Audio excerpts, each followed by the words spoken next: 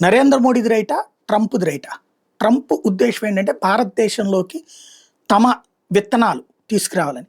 విత్తనాలు మనకి ఇదివరకు ఏంటంటే వరి అయినా పత్తి అయినా ఇవన్నీ మన పంట పండించుకోగా దాంట్లో నుంచి తయారు చేసే విత్తనాలతో నెక్స్ట్ పంటలకి దాదాపుగా 40-50% మనమే తయారు చేస్తాం.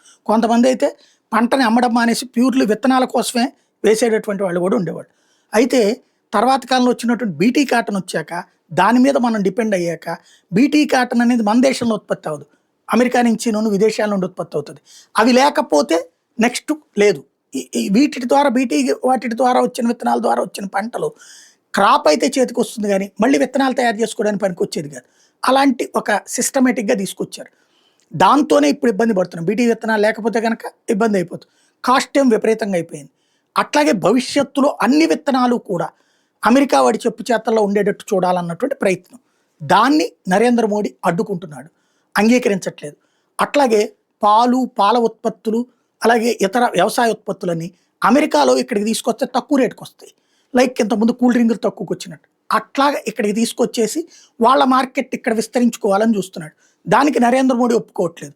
భారీ ట్యాక్సులు వేస్తున్నాడు. ఆ ట్యాక్సుల వలన ఇక్కడికి వస్తే మన ప్రొడక్ట్స్ కంటే కూడా వాటి రేట్లు ఎక్కువ, కాబట్టి ఇక్కడ వాళ్ళు కొనరు. తద్వారా మమ్మల్ని మోసం చేస్తున్నాడు అన్నటువంటిది ట్రంప్ అనేది.